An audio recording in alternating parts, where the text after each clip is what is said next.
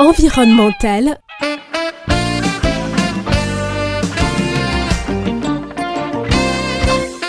Le stress hydrique est une forme de pénurie d'eau caractérisée par des besoins en eau qui dépassent les quantités disponibles. Le phénomène connaît une acuité particulière ces dernières années en Afrique du fait du réchauffement climatique. Le Cameroun n'échappe pas aux difficultés d'accès à l'eau malgré son grand potentiel en la matière. Le pays d'Afrique centrale connaît un stress hydrique particulièrement encadrant pour la gente féminine. L'irrégularité et la qualité de l'eau sont des facteurs de stigmatisation, de gêne même pour la quasi-totalité des Camerounaises, elles qui effectuent l'essentiel des tâches liées à la collecte de l'eau et à son usage domestique. Environnementale, Boris Ngounou.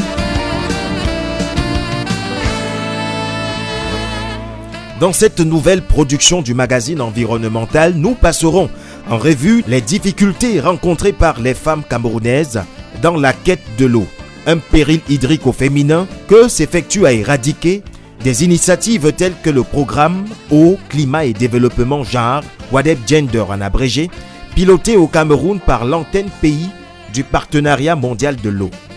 Bienvenue dans Environnemental. Environnemental, préserver aujourd'hui pour ceux de demain ce que nous avons reçu de ceux qui ont vécu. Environnemental, tous les mercredis et samedis 12h30, 13h sur la RTS. La femme entretient une relation particulièrement intime avec l'eau. La disponibilité et la qualité de celle-ci influencent considérablement sa santé, son état physiologique, son état moral même et les tâches domestiques qu'elle effectue au quotidien. Mais au Cameroun, comme dans bien d'autres régions du monde, le manque et la souillure de l'eau constituent le quotidien d'une bonne frange de la gente féminine. Les femmes et le stress hydrique au Cameroun, un reportage que nous vous invitons à suivre. Ces jours de chance à Babylone, un lieu dit du quartier Sos à Yaoundé où les robinets ne coulent que très rarement.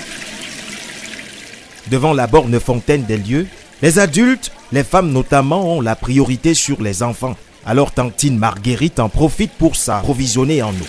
Il n'est que 7 heures ce matin-là et la mère au foyer est rendue à son 5e seau d'eau. La femme utilise beaucoup d'eau parce que non seulement il y a déjà d'abord en première position la toilette du matin, la toilette intime qu'on peut passer toute la journée à faire.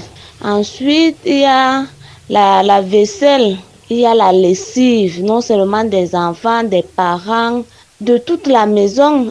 Il y a les travaux ménagers, il y a la nourriture, le repas, les aliments qu'il faut laver avant de cuisiner, tout ça.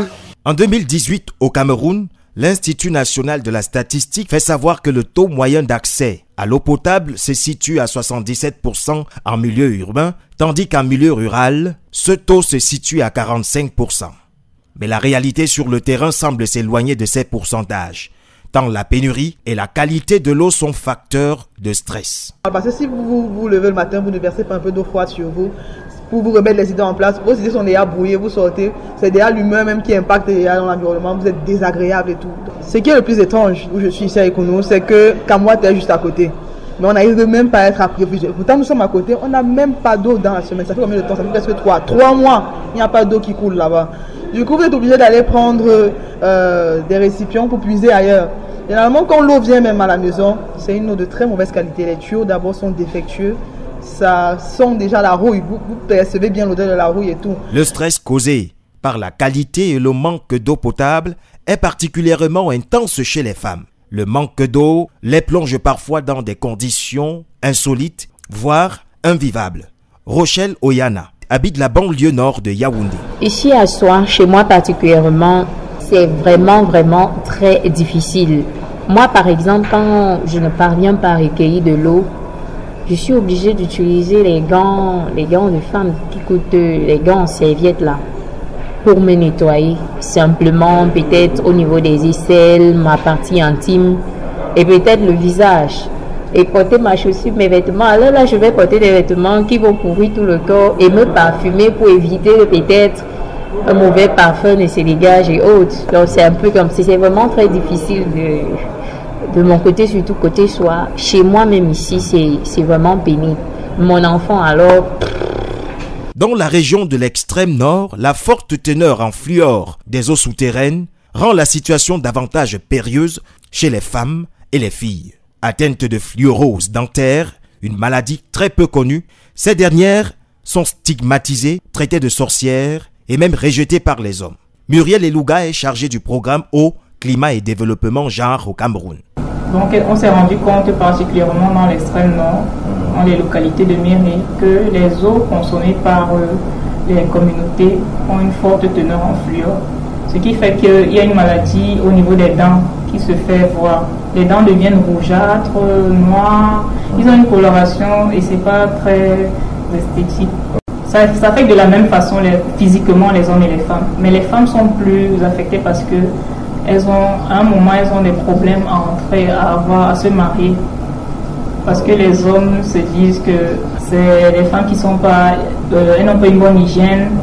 Et du coup, ils se disent que si elles intègrent leur groupe social, même ça devient héréditaire, la maladie. Ils vont transmettre de génération en génération. Donc, pour eux, c'est impensable. Ils ne veulent pas vraiment épouser ces femmes-là à cause de leurs problèmes de dentition.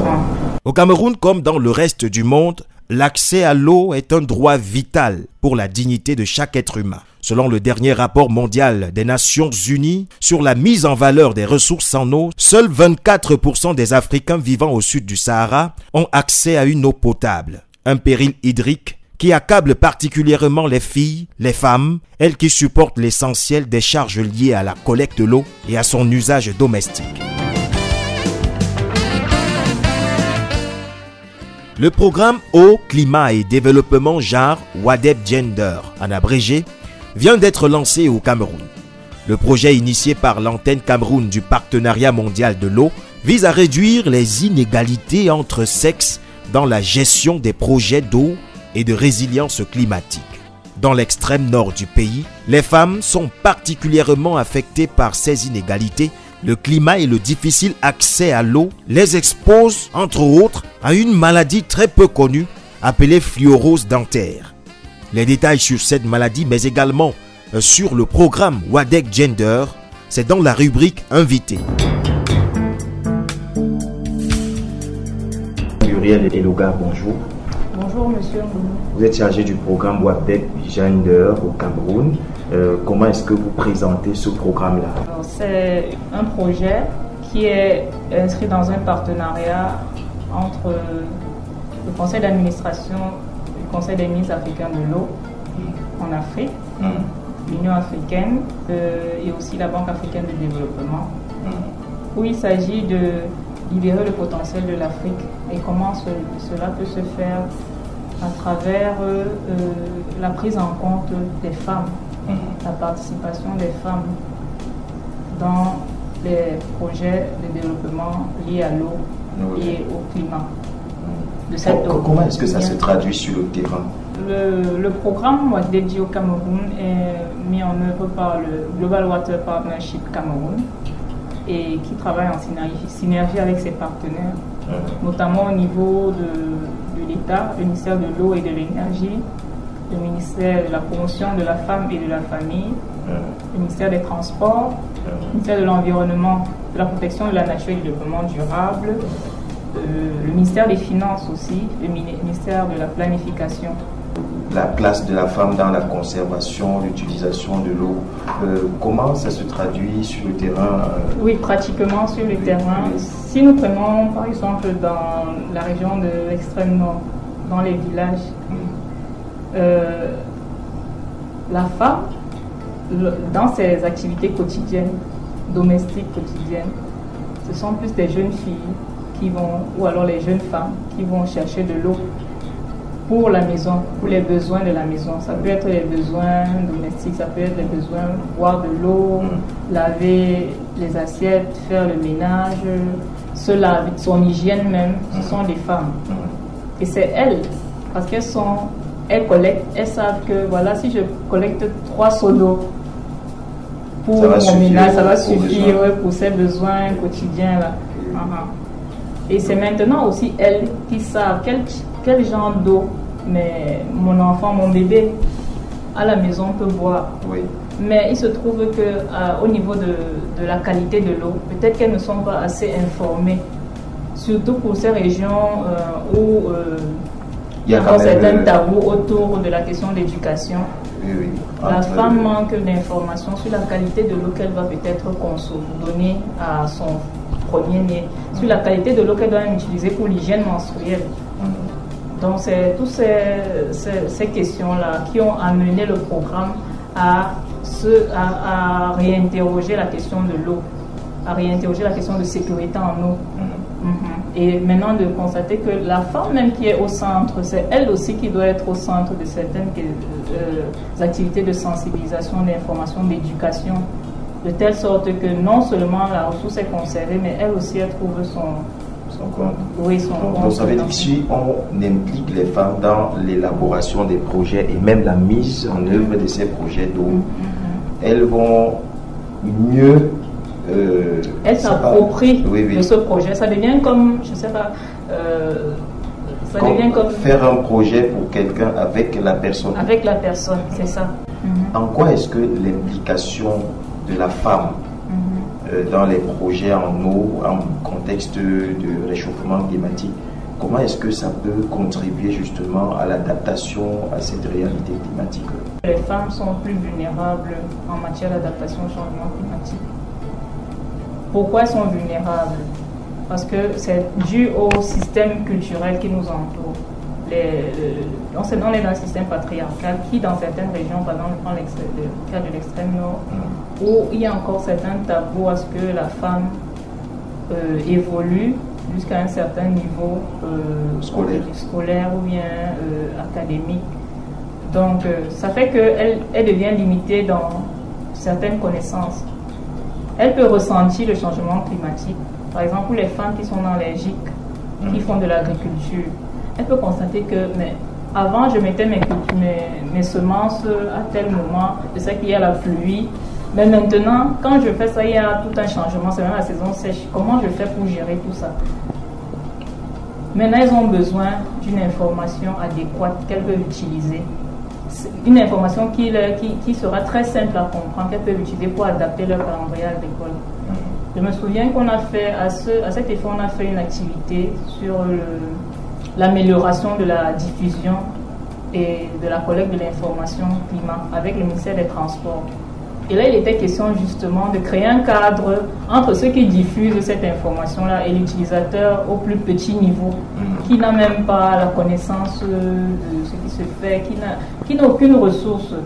Et on a profité d'inviter les radios communautaires qui, elles, peuvent traduire l'information météo en de simples phrases traduites en langue locale, de telle sorte que la cible soit atteinte. Et je crois que là, on a vraiment eu un très bon résultat parce que il y a une plage météo qui a été ouverte en langue locale au niveau du littoral, de la région du littoral, dans une radio de la place, en interne. Ok. Merci Muriel Elouga pour votre disponibilité. Je rappelle, vous êtes chargée du programme WADEP Gender au Cameroun. Merci. Tout l'honneur était pour nous. Et nous espérons que nous aurons plus de pages pour parler de cette nouvelle approche dans le secteur de l'eau. Environnemental, le plus grand magazine radiophonique de contribution à la protection de l'environnement. C'est ici que prend fin cette autre production d'Environnemental. Merci de l'avoir écouté. On se retrouve à la prochaine édition sur cette même antenne, même jour, même heure.